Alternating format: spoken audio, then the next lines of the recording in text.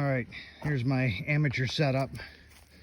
All the information I got is from YouTube and reading articles and such. I've got 270 watt panels. They're both by Bourgeois RV from Amazon. They put out about 8 amps a piece, 19 volts. Here's my monitor.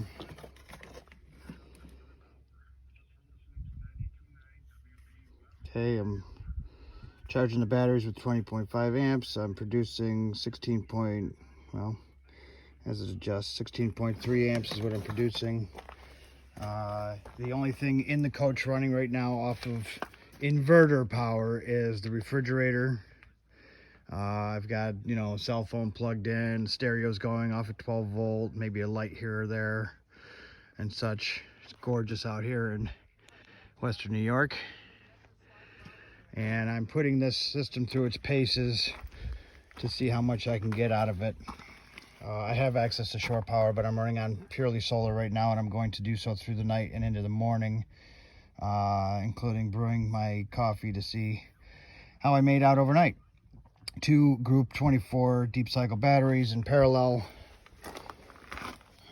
They're a year of one's a year older than the other. I know they're supposed to be the same age, same everything, but one came with the coach and I didn't start the system till about a year later, so it is what it is. They're both according to a hydrometer, I think it is, they're both got good charge ability. Okay, so to the meat. Here's my 40 amp mppt charge controller with the monitor that we observed on the other side. I overbuilt this system a little bit, I think. Maybe I did just right, I don't know. I've got some muffin fans with some temperature gauges on them. One is for the charge controller and one is for the inverter. The inverter has its own muffin fans, but this is just a backup plan just in case. Those will go off at roughly 100 degrees Fahrenheit and start pulling some of the heat off of these items if I need to. Again, I don't know what it's going to be like during the middle of the summer. I got just a regular analog voltmeter here that is coming off of my battery. Okay, so everything's coming through the floor. Here's my 1-aught cables going to from the batteries. One cable is on the positive on one battery and the other cable's on the negative of the other battery.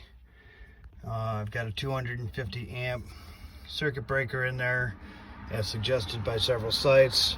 A 40 amp circuit breaker for the power coming from here's my power going from my panels into the charge controller and out to the batteries. So that's protecting the batteries. This one here is for my load, for the load side of the charge controller. So what I did was, because I wanted to cut out, I wanted to be able to read what I was drawing off of the system. And if I just left the coach the way it was,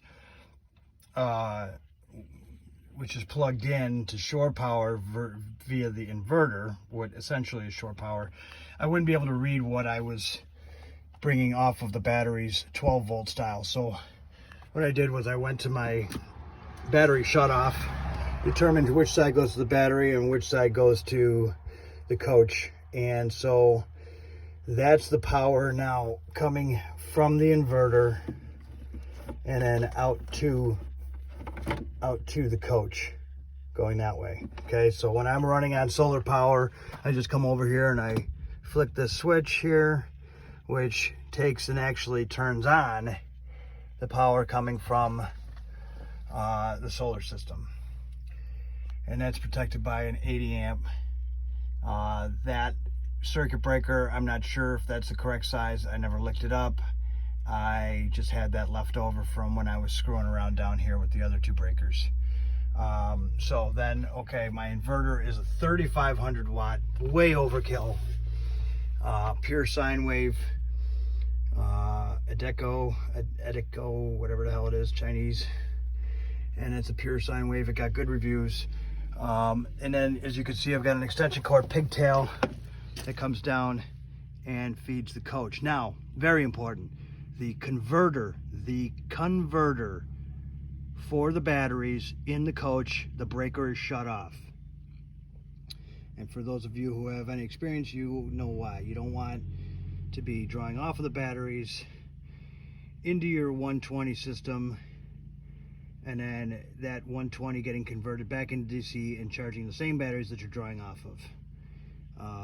For a number of reasons, that's a no-no. So anyways, that little pigtail there, okay, is going to get replaced with hard wire through these ports up here. So eventually, once I get some 12-2 wire, I'll run that wire down through the deck and put an indoor-outdoor or an outdoor outlet down there where it's closer to that plug, so I can just basically plug myself into myself. The reason for this video is to find out if anybody's got any issue with what I've got going on here. Try to keep your comments as respectful as possible, understanding that I am just an amateur, and everything I've learned here, I've learned from you guys. So here's my little remote for my inverter.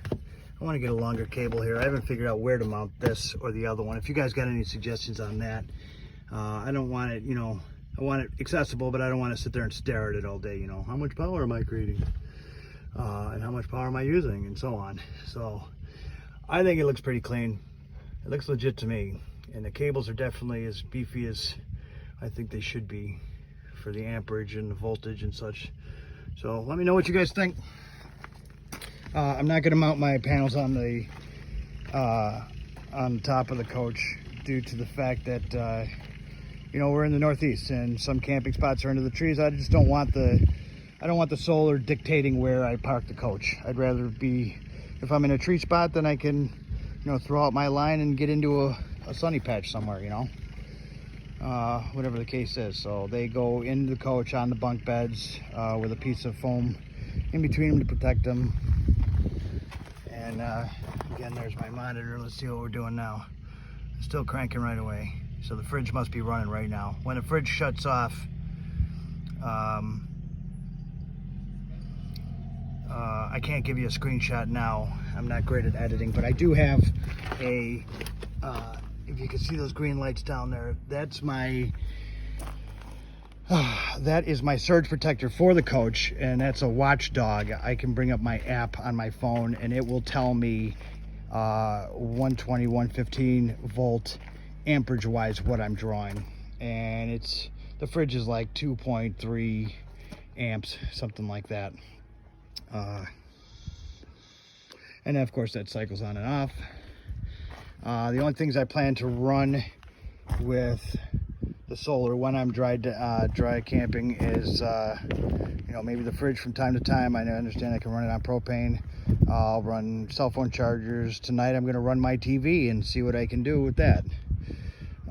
See how long I can get away with before alarms start going off saying I'm drawing too much power. So I'll be rather conservative tonight and see, but at the same time try to put it through its paces. Let me know what you guys think. Thanks for listening.